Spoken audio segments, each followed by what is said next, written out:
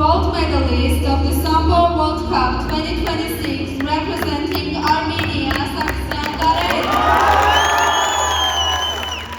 Կրկին հնչում է Հայաստանի հիմնը, կրկին առաջին տեղի համար։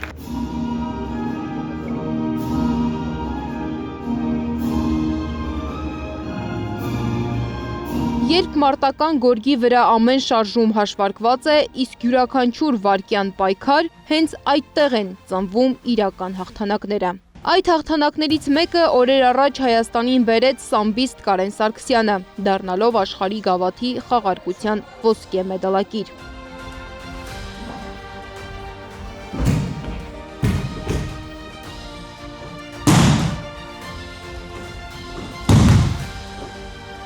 Երևանում կայացած սամբոյի աշխարհի գավաթի խաղարկությունը Կարենի համար դարձավ պատմական։ Մեծահասակների պայքարում նա նվաճեց իր երկրորդ ոսկե մեդալը։ 58 կիլոգրամ քաշային կարգում Սարգսյանը վստահ հաղթանակներ տարավ Ղազախստանի, Ուզբեկստանի եւ Ռուսաստանի ներկայացուցիչների նկատմամբ։ 19 օրում հասցրեցի 3 հատ մեդալ ավելացնել իմ մեդալներին, 3-ն էլ առաջին տեղի մեդալներն են։ 25-ամյա Կարեն Սարգսյանին Ադամյան սամբո ակումբում անվանում են ուժեղ տղա, ոչ միայն մարզական որակների, այլ նաև անցած ճանապարհի համար։ Նա հաղթահարել է պատերազմն ու տեղահանությունը, բայց երբեք չի հրաժարվել իր նպատակից։ Կարենը Շուշիից է, սամբոյով սկսել է զբաղվել դեռ 12 տարեկանից։ Այսօր ասում է, սպորտը իր կյանքի անբաժան մասն է դարձել։ Սամբոն դարձել է ապրելակերպ ինձ համար, կարելի ասել։ Ապրում եմ սամբոյով եւ կարողացա սամբոյի շնորհիվ շատ մեծ դժվարություններ հաղթահարել, թե կյանքում եմ օգնել, թե ընդհանուր սամբոն շատ տեղերում օգնության է հասել ինձ։ Կարենը վստահ է, հաղթանակը պատահականություն չէ, այն կառուցվում է ամենօրյա աշխատանքի, կարգապահության եւ հավատքի վրա։ Այս հաղթանակներից մի մասը իհարկե Արցախինն է, քանի որ այնտեղից է սկիզբ առել իմ հաղթանակները եւ հենց Արցախի ոգին է իմ մեջ, դրա շնորհիվ ես կարողանում եմ շարունակել պայքարել եւ հույս ունենալով, որ օրից մի օր կվերադառնանք եւ այս հաղթանակները իմ հետ կտանեմ այնտեղ։ Նրա համար այս հաղթանակը միայն անձնական հաջողություն չէ, դա նաև թիմի, մարզչի եւ ամբողջ ակումբի տարիների աշխատանքի արդյունքն է։ Իմ բոլոր հաղթանակները մեր բոլորիցն է, մեր այն մարդկանց, ովքեր հավատում են, օգնում են ինձ եւ իմ կողքին են։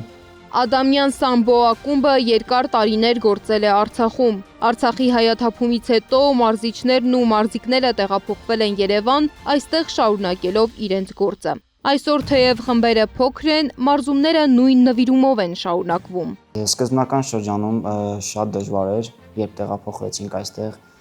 խումբը արդեն ցրվել էր, բոլորը գտնում էին սոցիալական ծանր վիճակում եւ գրեթե արդեն հույս չկար, բայց մեր մարզիչի գլխավորությամբ, ինչպես նշեցի, հավաքվեցինք իրար գլուխ, կարելի ասել, եւ մեր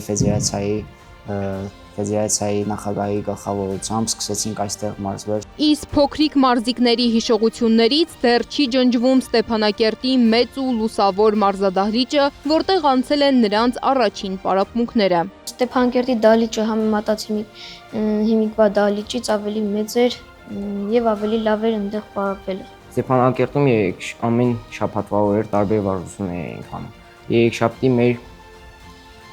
գծումների օրն էր։ Հինգշաբթի անում էինք չոքազիքից վարժություններ եւ շաբաթ օրը մեր գոտեմարտերի օրն էր։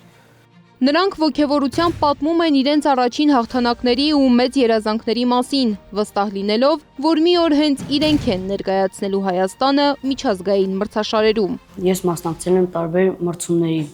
գնացել եմ Աբխազիա եւ գրավել եմ առաջին մրցանակային տեղը։ Շատ կուզեի նաեւ Արցախի հիմնը միանալ, որովհետեւ ես ուզում եմ, որ իմ հայրենի գիմնը լսվի ուրիշ երկրներում։ Փոքրիկ սամբիստների համար Կարենի հաղթանակը դարձել է ուժեղ մոտիվացիա։ Ուզում եմ դառնալ աշխարհի չեմպիոն։ Ես աշխարհի չեմպիոն դառնալու համար շատ եմ պարապում, դասերի բաց չեմ թողնում։ Իսկ ինքը Կարենը վստահ է, եթե շարունակեն աշխատել նույն նվիրվածությամբ, այդ օրը հաստատ գալու է։ Սպորտում էլ շատ մարզվելն է մեր սպորտի արդյունքի հասնելու միակ միջոցը եւ հավատան իրենց գործին, քանի որ առանց հավատքի ոչ մի բանի չես կարող հասնել։ Թեև մարզադահլիճը փոքր է, արցախցի սամբիստների նպատակները մեծ։ Նրանք շարունակում են մարզվել նույն հավատով, սպասելով այն օրվան, երբ կունենան ավելի մեծ ու հարմարավետ դահլիճ։ Մինչ այդ նրանք արդեն ապացուցում են, հաղթանակը սկսվում է ոչ թե պայմաններից, այլ կամքից։ Սվետլանա Պետրոսյան, Սամվել Իսրայելյան, Գեղամ Ղազարյան, ABC Media։